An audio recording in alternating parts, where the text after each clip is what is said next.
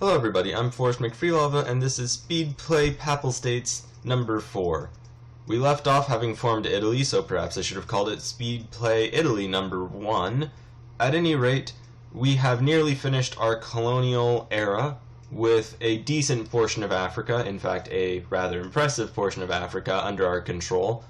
We are incredibly lucky that we were able to form Italy just before the colonial era broke, and that gave us the colonial power we needed to just dominate the continent. With that said and done, it's time that we focus on our army.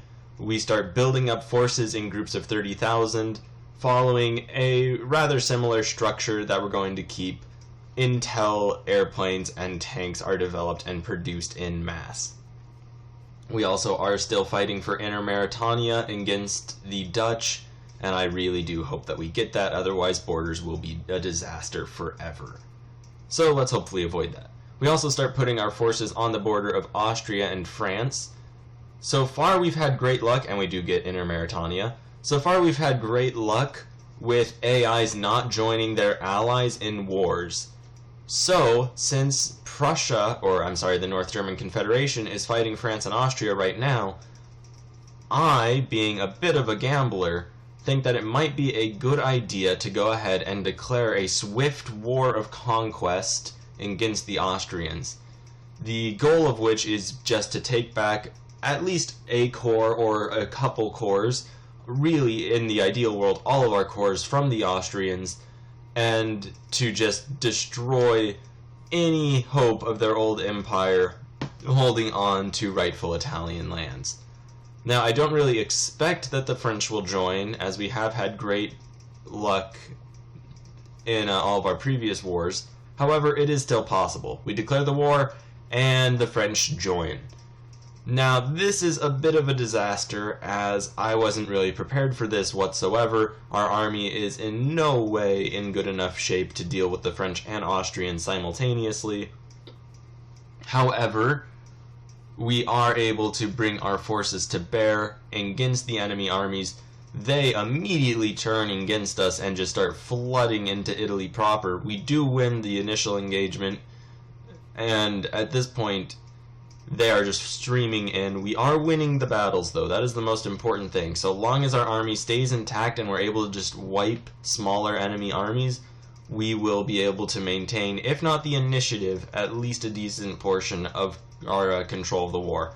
Now, unfortunately, the North Germans have peaced out basically immediately, which is probably the worst strategic news we could have ever gotten, as that means the entire Franco-Austrian alliance is able to focus the entirety of their troops directly on our humble little peninsula. So our forces are just maintaining what desperate defense they can in the north. If this was better coordinated, we would have just held on to the peninsular part of Italy and retreated as we needed to. Unfortunately, didn't occur, so we're holding on to the area around but not including Genoa. And realistically, we're going to cause the French and Austrians as many losses as we're able to. We are managing to get a reinforcement stack all the way back up because they didn't quite complete their lines. We were forced to mobilize. I was hoping not to. Luckily, the French are offering us Lombardia, and I keep that peace deal up as long as I do, because I legitimately considered that it would be the best course of action for us to just accept their peace and come back in 5 years once our army was complete and ready to go. We're losing control over Africa. We start funneling our forces over into the east where our naval bases are. However, we don't take the French peace deal. As desperate of a situation as it looks as though we're in, we are still winning all of the battles. And not only that, we're stack wiping the enemy armies in the process. Now, of course, we're going to start sending our forces on a relieving effort into the southern portion of the peninsula, as quite frankly that is a very significant threat, and they are getting closer to Rome. So we are going to just send our forces down to destroy the enemy armies. We are keeping a force up north so we don't lose our foothold. We engage the enemy and we destroy their armies, and all of a sudden everything has cleared up magnificently. I've had a cold for the last few days, and I can only compare it to the feeling when all of a sudden you're no longer stuffy and things are clear again. And I feel like that's where we are at right now. Our armies managing to just clean and cleanse, I should say, the countryside. Our forces in Africa, we're managing to group up together and form armies there. We're probably not going to deal with the African front, as it's just a lot of micromanaging for provinces that really don't matter much for the war score. And realistically, I'll kind of be okay with us just letting the enemy armies rove around there more or less pointlessly. Now, at this point, I should mention that I at no point bothered to actually make a war plan, which is ironic considering I made a war plan for clicking about 7 buttons and colonizing Africa. At any rate, though, the war plan, really nothing in this war happened according to plan. You'll notice we're finally managing to clean up the very last portions of our countryside. Once we do that, we're going to turn all of our factories back on. You'll notice we do have an unemployment issue. Although, interestingly, no factories appear to be closed, which is really great and not a little shocking. We also begin to tax the rich, as they've had a bit of an easy ride.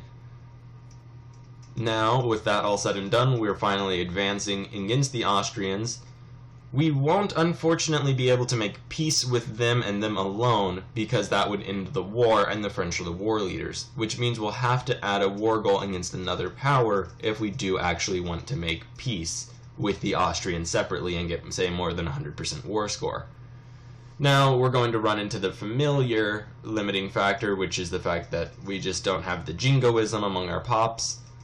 That we will eventually settle by going ahead and just spamming elections until we get a jingoism event, which this beta patch has made a bit better in the sense that all of the election events now spread throughout the entire country. So one jingoism event should be enough to allow us to add essentially just however many war goals we want.